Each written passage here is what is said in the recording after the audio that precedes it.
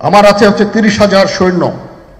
এদেরকে আমি এই যে একটা বিরাট ভয়েড, আমি এই 30,000 সৈন্য দিয়ে আমি কিভাবে এটা পূরণ করব? এখানে যে সমস্ত উচ্ছৃঙ্খল কাজ হয়েছে সেটা আমাদের নিজস্ব তৈরি। বিপদ যে ঘনিয়ে এসেছে তার সেনাপ্রধানের বার্তা স্পষ্ট।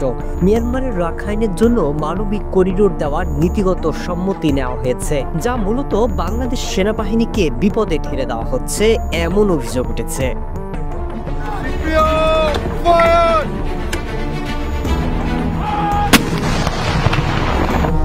অনেকেই বলছেন যুক্তরাষ্ট্র বাংলাদেশের সেনাবাহিনীকে আরেকটি প্রক্সি ওয়ারে জড়াতে চায়। কেন এমন ইঙ্গিত দেওয়া হচ্ছে তারও রয়েছে স্পষ্ট প্রমাণ। কারণ অতীতে যেসব দেশ এই মানবিক করিডোর দিয়েছে তারা মূলত জড়িয়ে পড়েছে প্রক্সি যুদ্ধে।